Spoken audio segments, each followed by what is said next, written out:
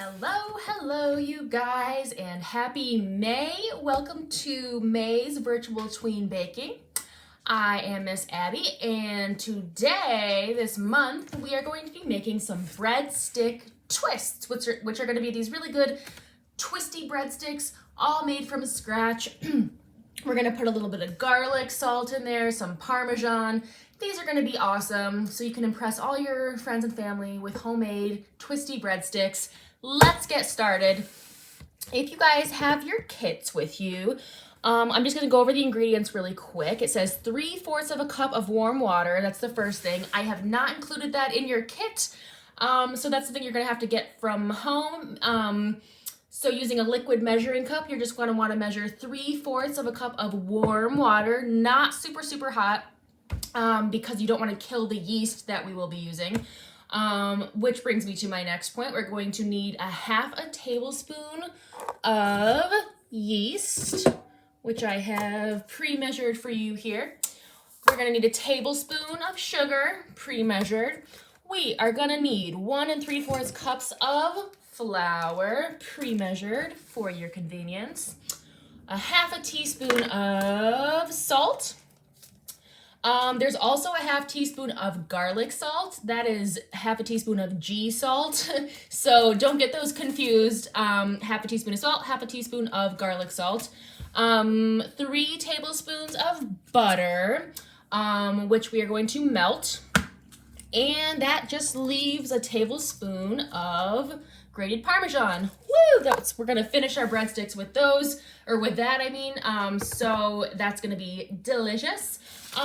So let's get started, you guys. I guess I'll kind of go along, and as you bake along with me, I'll show you the different tools you're gonna need. You will need a rolling pin. I've got mine right here. We're gonna need something to brush our butter onto our bread at a couple different points. Don't get too hung up on that. I can show you a couple different ways to do that. You'll need a knife, you'll need a whisk, and a handy dandy spatula. For step number 1, all we are going to do is grab a medium bowl, and we're gonna combine our warm water, 3/4 cup of warm water, and our sugar and our yeast in our bowl. So here's my water, tablespoon of sugar,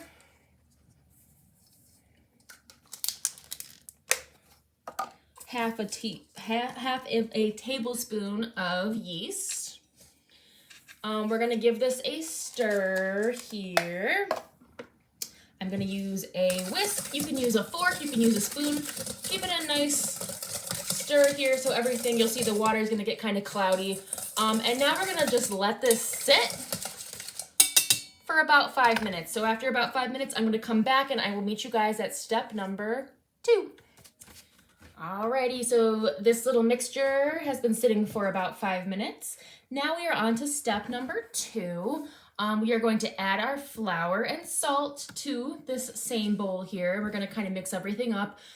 There's a little star next to the word flour because I just want to remind you guys to just save like a little sprinkles worth of flour for step number 4 because we're going to want to flour our work surface.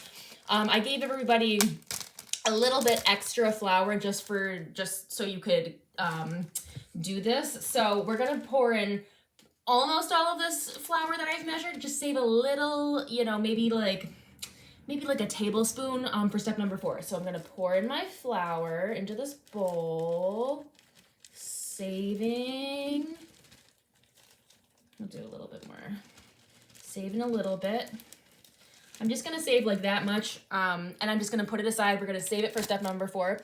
I'm also going to pour in my salt, not my garlic salt, my regular white salt here. So this is pre-measured.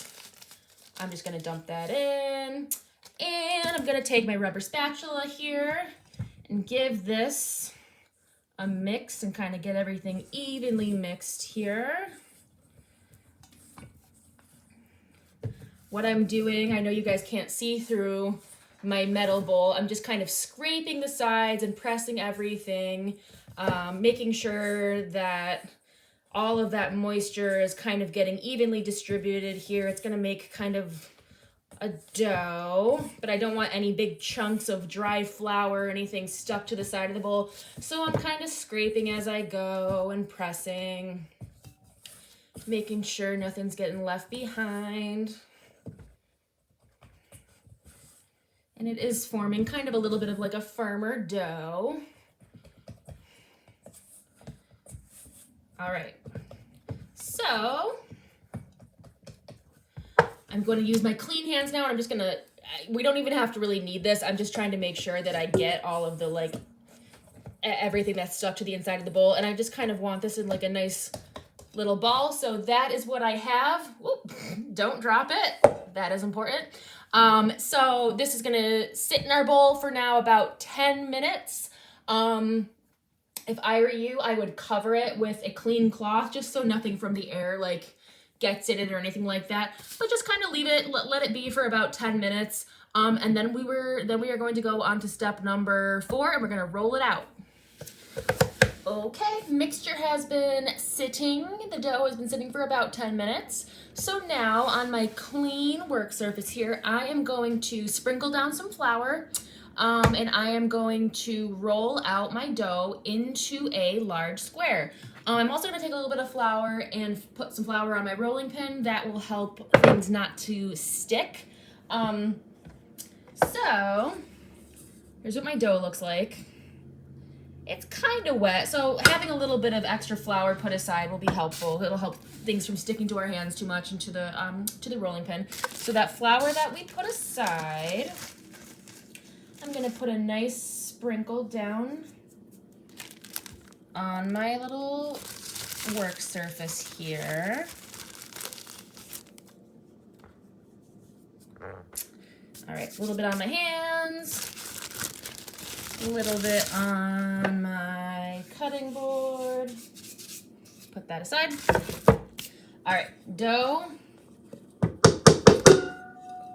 is now on the work surface, and I am just going to take any little bit of extra flour. I'm even going to sprinkle a little bit of flour on top of my dough right here, and now I'm just going to start to gently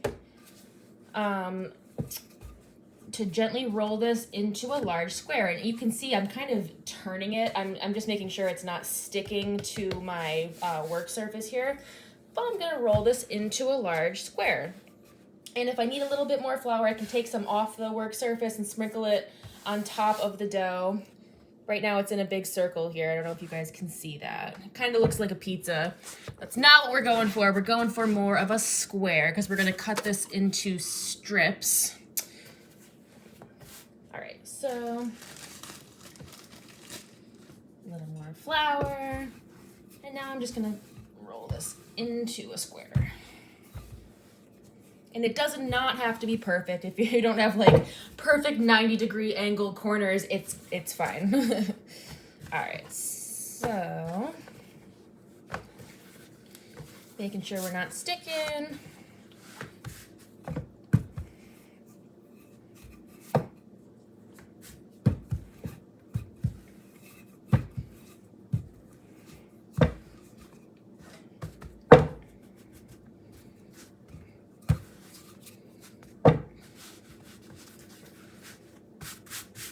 All right, I have here a large square, and I will actually make it so you guys can see this, just so you know what I'm working with here. This is my large square of my dough. And now, I'm going to, in a small bowl, this is step number 5 we are on now. In a small bowl, I'm going to mix together my garlic salt and my melted butter, and we're going to brush half of that mixture onto the surface of our dough. I have my butter here that I have pre-melted. I don't want to like spill it, but there's liquid butter in here that I have pre-melted in my microwave. I did it for about 30 seconds. I'm going to take my ½ teaspoon of garlic salt and dump that right in there, like so.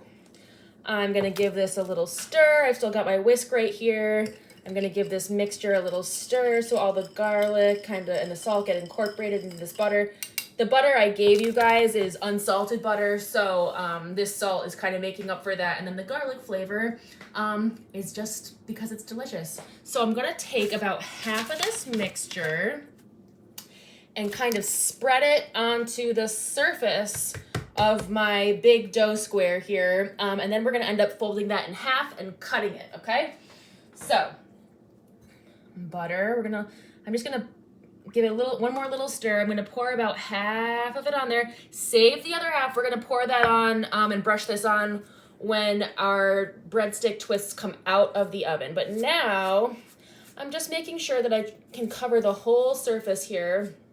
And if you guys don't have one of these, you can use a spoon and kind of use the back of the spoon to spread it around. If you're really brave and don't mind, being messy, you can use clean hands and just kind of spread it around. You're gonna smell like garlic probably, but it's not the worst thing.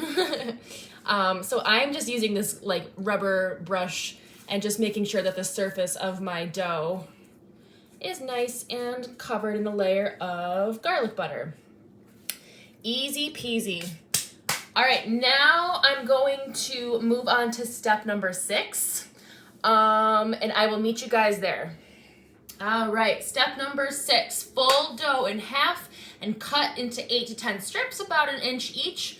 Ooh, and then we get to twist them. That's the fun part. So here is my big dough square. I'm going to take the top of it and pull it down, and that is folding it in half, and it makes kind of this rectangle here, which I need to make sure is not sticking to my work surface. So again, if you need to kind of lift it up and even put down a little bit more of a sprinkle of flour, I do recommend that. So I've got kind of this longer rectangle now of dough that's folded in half. In hindsight, I may have rolled my dough a little thin, but that's totally fine. We're gonna see how these turn out. All right, so here is my long rectangle of dough going down there. Now I'm just going to cut into 8 to 10 strips. So I have a really sharp knife here, and as so it says to make them about 1 inch wide. That doesn't have to be perfect. You guys know, like if you want them a little skinnier, or if you want more, you can make them thinner. If you want less, you can make them fatter. Do what you want. I'm gonna shoot for about 8 to 10 of these. So what I like to do is first start by cutting it directly down the middle, and then use that as kind of a starting point. So then from there, I'm gonna see if I can cut 5 strips from this half and 5 strips from this half, and I'll get a total of 10 strips. And I'm not gonna twist those yet. Make sure you guys can see what I'm doing. All right, so there's 1, 2, 3, 4, 5. 5 strips there. I'm gonna do the same thing on this side. 1, 2, 3, 4, 5. So I got a total of 10 strips of dough with the way that I rolled it and did it. So now I get to move on to step number 7, which is to twist each strip and lay on an ungreased cookie sheet. Here is my ungreased cookie sheet. So as I'm gonna kind of twist these out, and I'm just gonna set them right on there. So here's one. It's kind of up to you guys how much you want to twist these, but I'm just gonna go for it. There's that. I'm gonna lay it on my cookie sheet like that. And I'm gonna do that 9 more times.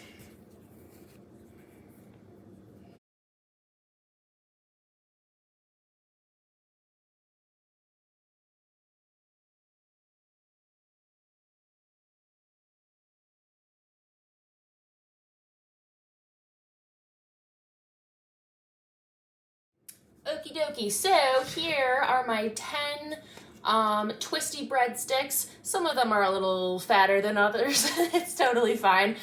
So what I'm gonna do now is let these just sit for about 10 to 15 minutes. So in that time, I'm going to preheat my oven to 400 degrees. That should be ready, good to go in about 10 or 15 minutes, and then I can throw these in the oven. So for right now, okay, I need to stop messing with them. For right now, I'm just gonna let them sit and they're gonna kind of rest a bit, and they might even poof up a little bit more. So I'm gonna preheat my oven and I will come back in 10 to 15 minutes and pop them in the oven for you guys. Yay! Oven is preheated to 400 degrees. I am now going to, they've been sitting for about 10 to 15, more like 15 minutes. So now I'm just gonna pop them in the oven for 15 to 20 minutes or until they are golden brown.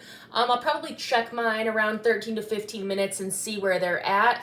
And make sure that they don't burn. And then when they come out, they're gonna get some more melted butter and garlic salt and some Parmesan, and they're gonna be amazing. So I will see you guys in about 15-ish minutes. Yay. Something smells amazing. It's my breadstick twist. Look what just came out of the oven. Here they are. So while they are cooling, or before they cool too much, I'm going to take the rest of my melted butter that has my garlic salt in it, and I am going to brush it on these guys here. And then I am quickly going to sprinkle on some Parmesan to taste. You don't have to use all the Parmesan, or you can if you want. Giving these a brush. Oh my gosh, this smells so good. Huh. They already smell like garlic because of since we already put that layer of garlic butter in them before we twisted them up. Oh my goodness. Wow, some of these are really pretty. This one, look at that. Lovely. Okay, oh my gosh, I'm gonna smell like garlic forever. So now I've got my parm here. And while this butter is still melted on these, I'm gonna give a sprinkle of parm. Oh my gosh, on each one. I'm excited, can you tell? These look so good. Oh my gosh, I feel like these would be really good, you know, with like spaghetti or like some sort of an Italian meal or something like that. A really nice little appetizer or kind of a side, or just a nice little snack. And you can always add, you know, next time you make these, like rosemary or some other like herbs or something like that, you can dip them in pizza sauce. The possibilities are pretty endless. All right, so this isn't as hot as I thought it would be. Here are, they're sliding around a little bit. Here are my finished breadstick twists. They smell so, so good. I'm gonna get a good picture of these and finish the video with that like I usually do. Thank you guys so much for baking with me and watching. I will see you next month. Bye-bye.